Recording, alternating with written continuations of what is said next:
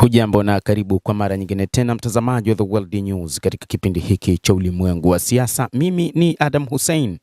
Na rais wa Marekani Donald Trump anasema ameagiza kusitishwa kwa mashambulizi mapya dhidi ya Iran. Wiki hii kulikuwa na joto kali la majibizano katika mitandao mbalimbali ya kijamii na katika vyombo vya habari mbalimbali duniani kwamba huenda itakuwa ni wiki ya mashambulizi ya Marekani na Israel dhidi ya Jamhuri ya Kiislamu ya Iran, huku Iran ikisema imejiandaa vema kwa ajili ya mapambano zaidi kwa ajili ya kuhakikisha inajilinda. Lakini wakati huu rais wa Marekani Donald Trump anasema ameagiza kusitishwa kwa mashambulizi mapya dhidi ya Jamhuri ya Kiislamu ya Iran. Rais huyo amesema kuwa ameagiza juu ya sitisho la shambulizi lolote jipya dhidi ya Jamhuri ya Kiislamu ya Iran kwa ombi la viongozi wa mataifa ya Kiarabu wa eneo hilo, akiongeza kuwa mazungumzo na Tehran karibu yanafikia makubaliano ambayo yatazuia Iran kumiliki silaha za nyuklia. Wa Iran wanasema wao hawana mpango wa kumiliki silaha za nyuklia, ila tu endapo sasa watashambuliwa upya, basi watazimiliki silaha hizo, watarutubisha uranium hadi 60%. Lakini wakati huu rais huyo ambaye anazuia Iran kutokuwa na silaha za nyuklia anazungumza tu kwa sababu anaona kwamba wa Iran huenda walikuwa na mpango wa kuwa na silaha hizo za nyuklia.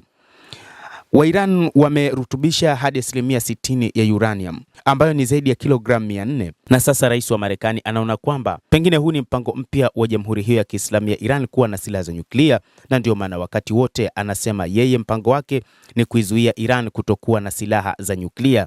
Lakini wa Iran muda mrefu walisema kwamba hawana mpango huo wa kuwa na silaha za nyuklia.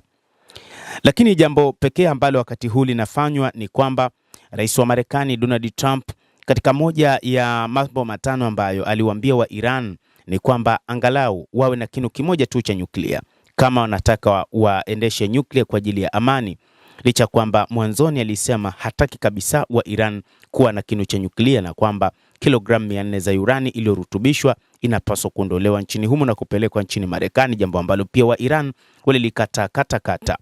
Trump alisema kuwa amesitisha operesheni za kijeshi kwa siku 2 au 3 ili kutoa nafasi kwa mazungumzo hayo kufanyika, pamoja na mashauriano na viongozi wa eneo kutoka Saudi Arabia, kutoka Falme za Kiarabu pamoja na Qatar. Inadaiwa kwamba Umoja wa Falme za Kiarabu UAE upo katika mipango ya kuungana na Israel wakati wa mapambano dhidi ya Jamhuri ya Kiislamu ya Iran endapo mashambulizi yangeanza.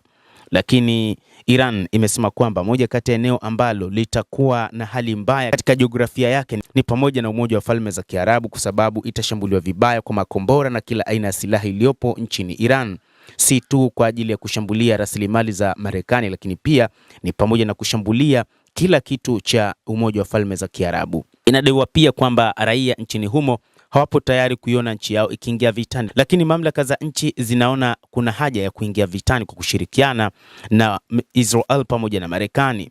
Inadaiwa pia kwamba UAE imeshapata mfumo wa ulinzi wa anga wa Iron Dome ambayo inaamini utaweza kuwalinda, lakini mfumo huo wa Iron Dome ambao upo nchini Israel ulishindwa kuyadungua makombora ya Iran. Ndio sababu wananchi wengi nchini humo, kwa mujibu wa duru za habari, wanakataa nchi yao kuingizwa katika vita ambavyo havina msingi wowote.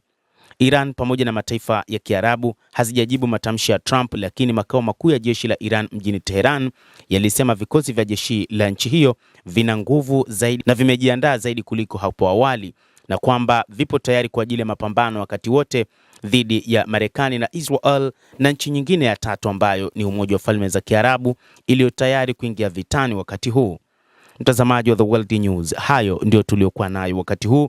Bila shaka nawe pia una nafasi ya kulike, una nafasi ya kucomment, kadhalika una nafasi ya kusubscribe channel yetu hii ili upate habari hizi kwa mapana kupitia The World News. Naitwa Adam Hussein, endelea kuwa nasi wakati wote, endelea kutufuatilia upate kujua mengi yanayojiri katika ulimwengu.